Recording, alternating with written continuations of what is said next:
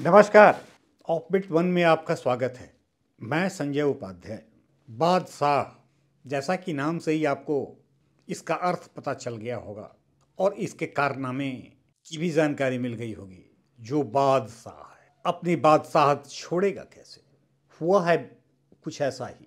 बादशाह एक बाघ जो भी हाल में पटना जू में आया है, यह लोगों को देखते अचानक आक्रामक हो जाता है और आक्रामक होते वह पिंजड़े से बाहर निकलने के लिए जो लगे हुए रॉड हैं उसे अपने चारों पंजों से लगभग तोड़ने लगता है, दांत से भी काटने लगता है और लोगों में गुर्राने भी लगता है। ये बादशाह फिलहाल ये पूरा जू प्रशासन, मेरा मतलब कि चिड़ियाघर के प्रशासन के लिए, माने पटना चिड़ियाघर के प्रशासन के लिए एक सिरदर्द बन गया है और एक रिसर्च का विषय भी बन गया है। इस पर रिसर्च तो बाद में होगा, पहले इसे शांत करने की कोशिश की जा रही है।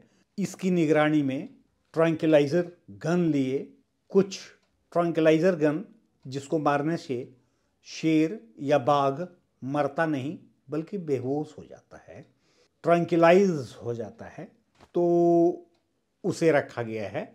ये आदमखोर इसे बताया जा रहा है क्योंकि कुछ ही महीनों पूर्व यह वाल्मीकि नगर टाइगर प्रोजेक्ट से पकड़ कर यहाँ लाया गया है, क्योंकि इसने वाल्मीकि नगर टाइगर प्रोजेक्ट के अंदर पड़ने वाले गांवों में और रिहायशी इलाके में घुस जाता था और घुसकर लोगों पर हमला बोल देता था और कई लोगों पर हमला बोलकर इसने क्षति भी पहुंचाई थी। अब यह पटना जू में है, लेकिन इसके स्वभाव में चारों पंजों से लगभग है। नतीजा इसे जू के पिंजरे से निकालकर एक खास रिजर्व एरिया में रखा गया है और इसकी निगरानी में बाजाप्ता 3 एक्सपर्ट जू के टाइगर एक्सपर्ट को रखा गया है, जिनके हाथों में ट्रैंक्विलाइजर बंदूक भी है।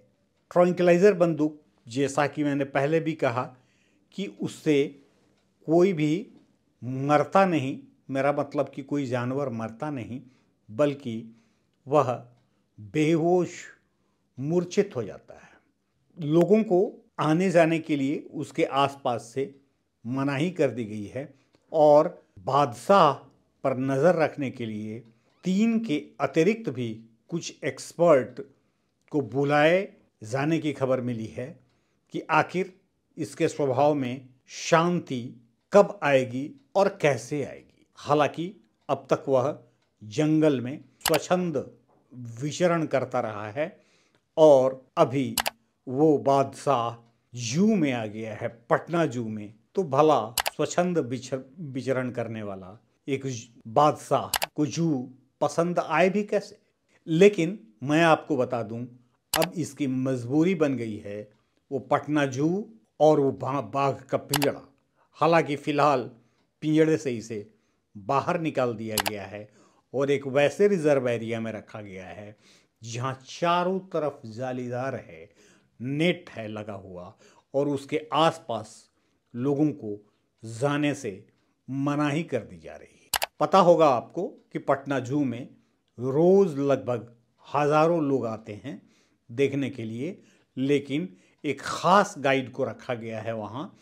अभी अभी खबर मिली है कि उन्हें उस रास्ते पर नहीं जाने दिया जाए जहाँ बाघ को रिजर्व एरिया में रखा गया है।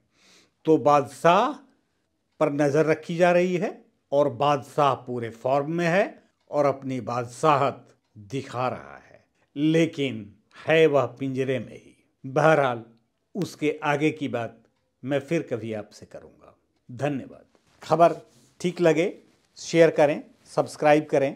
सब्सक्राइब करने में कुछ जाता नहीं है और बटन दबाने में भी कुछ नहीं जाता। कमेंट भी करें। धन्यवाद।